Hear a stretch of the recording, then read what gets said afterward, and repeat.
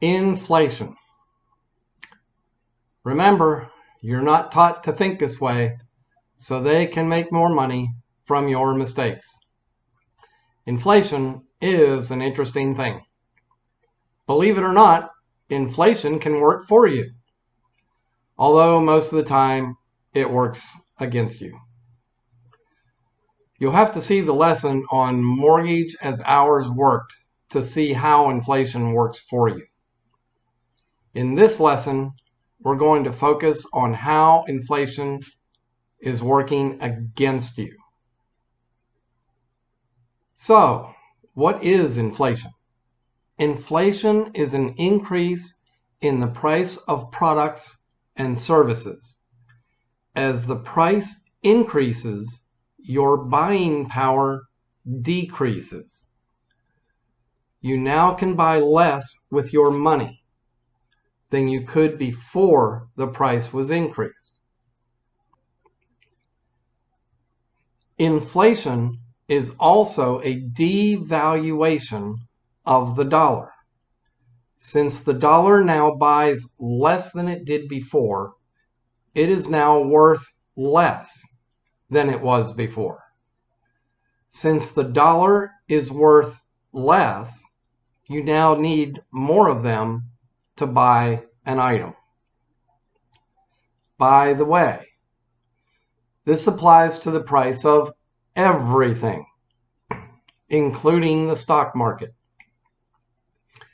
As the dollar devaluates, the stock price increases to maintain the stock value,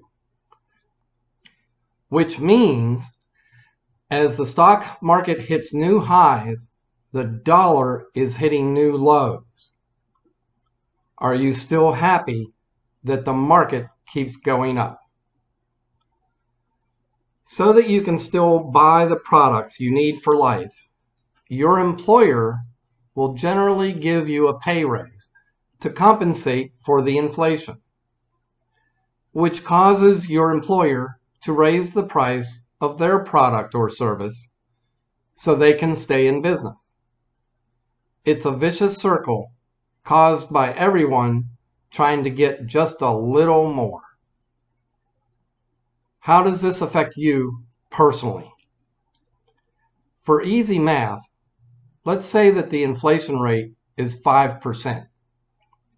That means that items that cost $100 this year will cost $105 next year.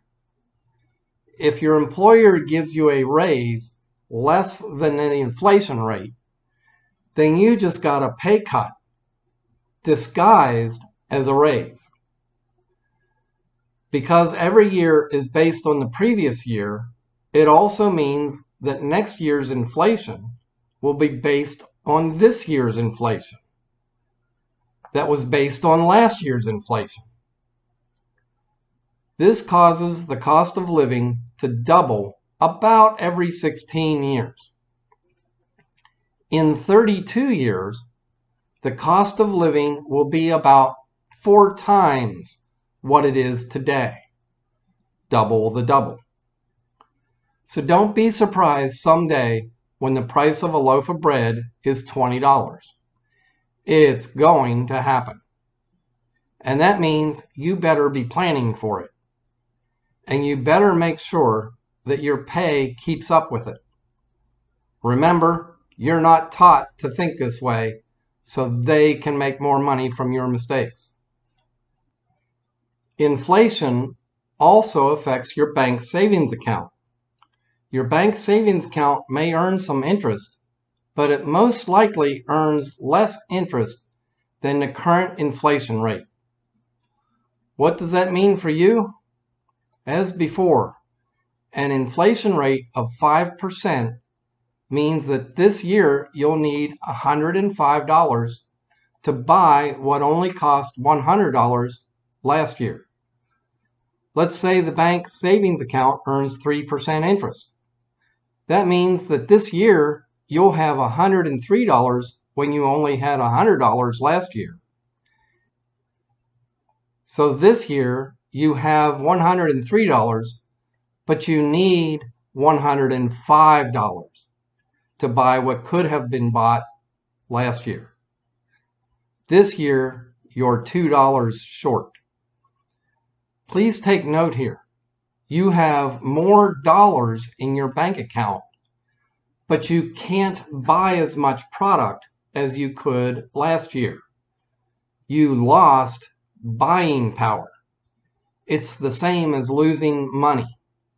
Yes, you have more dollars, but you lost money.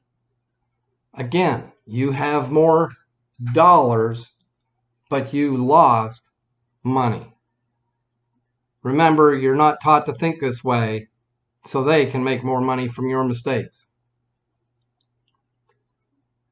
Now for the real scary part.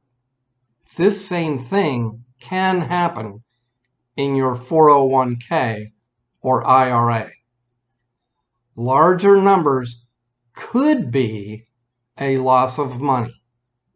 It all depends on how much your account earns and what the inflation rate is. I'll cover that in another lesson. Now that you know your bank savings account is losing buying power, what do you do? Do you pull it all out? No. Do you forget about trying to save? No. Savings is a good, quick access, temporary holding place. You need to have some in savings for when life throws you a curve. And you still need to help your savings to grow so that you can take a large lump of it and put it into a real investment, something that outpaces inflation.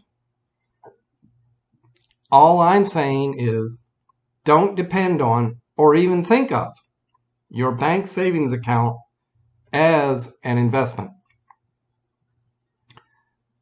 Savings is a good, quick access, temporary holding place that you need as a buffer against life.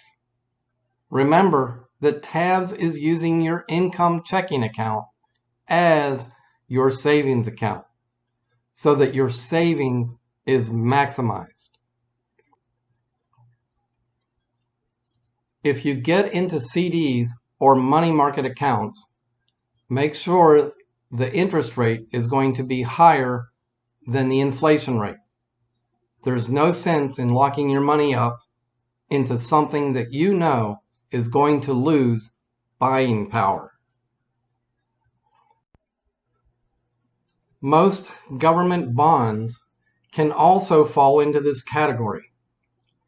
Yes, they sell for half of face value, but inflation will double the price of everything, usually before your bond matures. By the time your bond matures, inflation will have more than doubled. I don't tell you this to depress you. I tell you this to educate you on how the real world of finance works, so that you can avoid getting trapped into a money-losing situation disguised as a money maker. I want you to think about your future. What will your future look like when the price of everything has doubled? What will your future look like when the price of everything has quadrupled, double the double? Are your pay raises keeping up with inflation? Don't think about this to the point of getting depressed. Life has been this way for decades. It's nothing new. Until now, it just hasn't been brought to your attention. Use your thoughts for motivation to fight for higher raises, or to force yourself to find a new career, and certainly to force yourself to save. Save so that you can take a large chunk and put it into a real investment that outpaces inflation. Remember, you're not taught to think this way, so they can make more money from your mistakes. Thanks for watching. Average wage versus inflation. Remember, you're not taught to think this way, so they can make more money from your mistakes. Why do I have an average wage spreadsheet and not an inflation spreadsheet? The answer is, I do have an inflation spreadsheet. I just don't make it available to you, as I don't think the data properly reflects the changes in today's society. What I mean by this is, I don't think that the inflation data is calculated properly. I say this because what I see in society over the last 20 years seems to be worse than the inflation data shows. Also, according to Social Security, the average wage is increasing faster than the inflation rate. If that is true, then every year our living should become easier. But I'm seeing that living is becoming more and more difficult every year, which would indicate that the real inflation numbers are higher than the average pay raise. People today are poorer than they were 10 years ago, meaning that the real inflation rate must be higher than the average wage increase rate, making the publicized inflation data way off base. Some errors may creep into the inflation data in the way they calculate it. For example, there was a day when the internet didn't exist.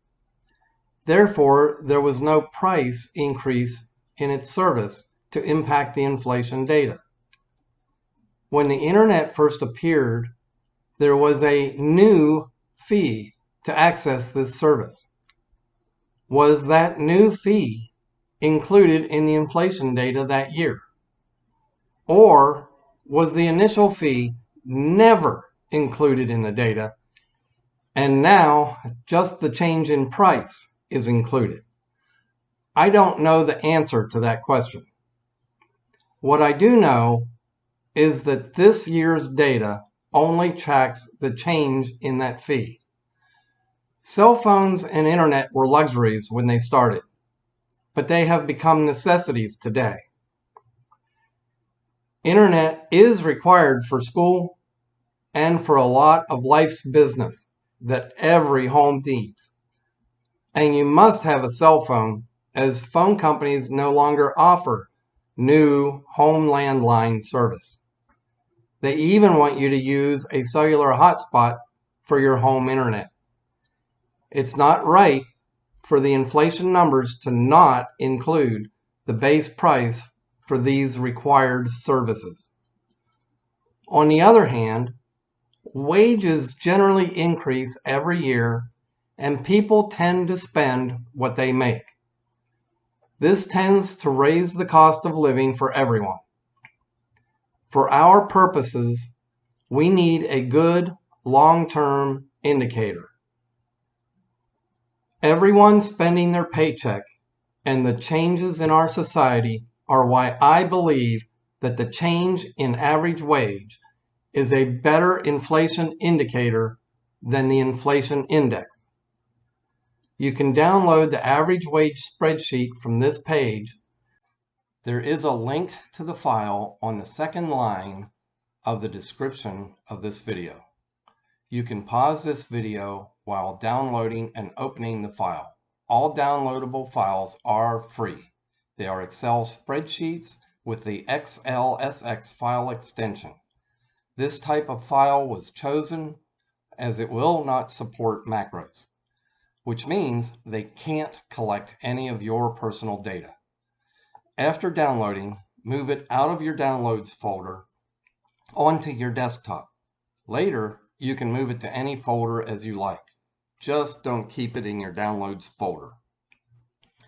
The first time you open the spreadsheet, you may have to click on Enable Editing so you can enter your data.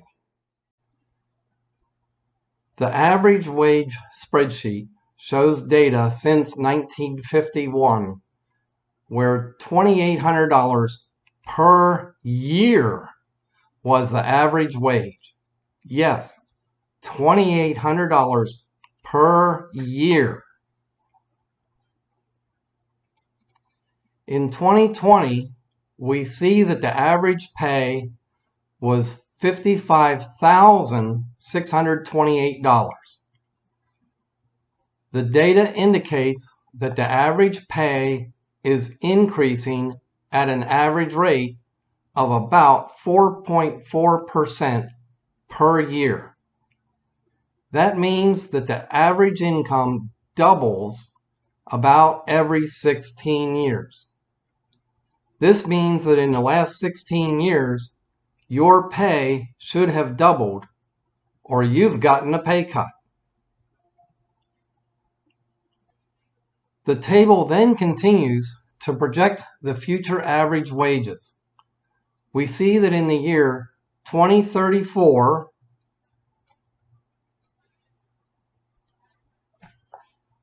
you're going to need about $100,000 per year just to be average. And in the year 2071, you're going to need about $500,000 per year just to be average.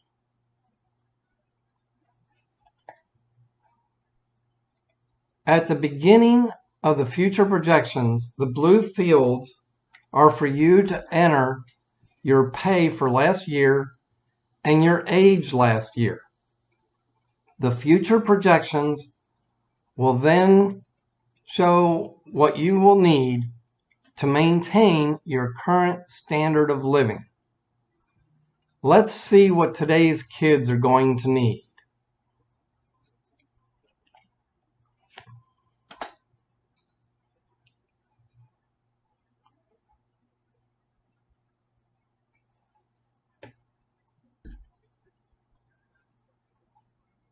We saw earlier that in 2071, today's kids are going to need about $500,000 per year. And today's kids will be about age 52. And when today's kids are turning 68,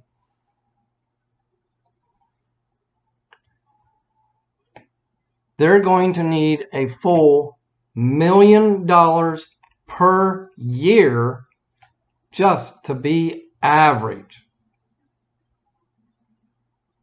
You should enter your age and pay for last year, and then take a look at what you'll need just to maintain your current standard of living in your retirement years. You better be planning for that. Is your financial planner planning for that? Or are you planning to retire on a pay cut and then live on a fixed income for the next 10 to 20 years, while inflation doubles the price of everything, including your health care? What if you live to be 90 or more? Imagine being a 20-year-old person in 1951 earning the average wage of $2,800 a year, and then trying to retire at age 62 in 1992, needing almost $23,000 a year still to have an average lifestyle. How do you save $23,000 when you're only making $2,800 a year? The same thing is happening with your finances. A 20-year-old person making $60,000 today will need almost $360,000 a year at age 62. You better be investing somewhere that outpaces inflation. I don't point these things out to depress you. I point them out so that you start paying attention to your finances. The inflation rate that you face, your percent pay raises, the percent being earned by your investments, etc. Because when you retire, you're going to need much, much more than you think. Enter your current values in the average wage spreadsheet. Then take a close look at your retirement years. Remember, you're not taught to think this way, so they can make more money from your mistakes. Thanks for watching.